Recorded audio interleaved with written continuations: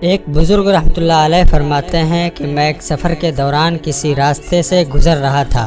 میں روزے سے تھا۔ میں نے ایک بہتی نہر کو دیکھا تو اس میں غسل کے لیے غوطہ لگا دیا۔ اچانک میں نے پانی کی سطح پر ایک پھل تیرتے ہوئے دیکھا تو اسے افطار کے لیے اٹھا لیا۔ جب میں نے اسے افطاری کر لی تو بہت ندامت اور شرمندگی ہوئی کہ میں نے غیر کے مال سے افطاری کر لی۔ جب صبح ہوئی تو میں اس باغ کے دروازے پر پہنچ گیا جہاں سے نہر نکل رہی تھی۔ میں نے دروازے پر دستک دی تو ایک بزرگ باہر نکلے۔ میں نے ان سے کہا، کل آپ کے اس باغ سے ایک پھل دریا میں بہتا ہوا گیا تھا، میں نے اسے اٹھا کر کھا لیا اور اب میں اس پر بہت شرمندہ ہوں۔ مجھے امید ہے کہ آپ اس کا کوئی حل نکالیں گے۔ وہ بزرگ بولے، میں تو خود اس باغ میں ایک مزدور ہوں، مجھے یہاں کام کرتے ہوئے 40 سال ہو گئے، مگر میں نے اس کا ایک پھل بھی نہیں کھایا اور اس باغ میں میرا کوئی حصہ بھی نہیں ہے۔ میں نے پوچھا، پھر یہ باغ کس کا ہے؟ انہوں نے کہا کہ یہ باغ 2 بھائیوں کا ہے جو فلاں جگہ رہتے ہیں۔ میں اس جگہ پہنچ گیا، وہاں مجھے ایک ہی بھائی مل سکا۔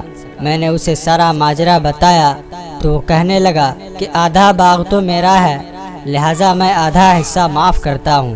میں نے پوچھا، میں تمہارے دوسرے بھائی کو کہاں ڈھونڈوں؟ اس نے کہا کہ فلاں جگہ چلے جاؤ۔ تو میں اس طرف چل دیا اور اسے جا کر سارا قصہ سنایا تو اس نے کہا کہ خدا عز و جل کی قسم، میں ایک شرط پر اپنا حق معاف کروں گا۔ میں نے پوچھا کہ وہ شرط کیا ہے؟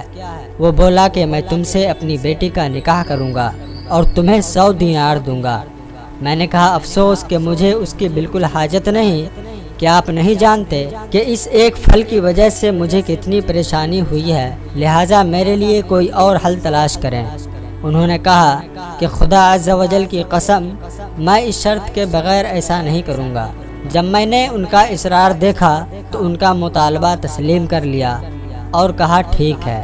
انہوں نے مجھے 100 دینار دیے اور کہا، اس میں سے جتنے چاہو میری بیٹی کے مہر کے طور پر دے دو۔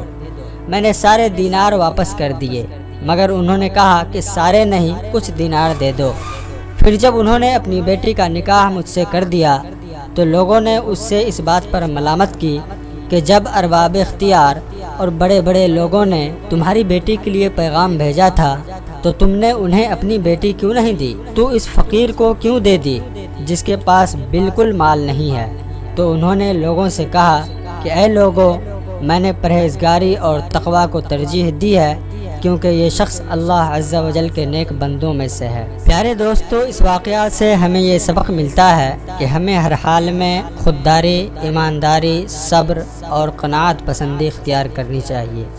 اللہ تبارک و تعالی ہمیں صابرین و شاکرین بنائے۔ آمین۔ اللہ حافظ۔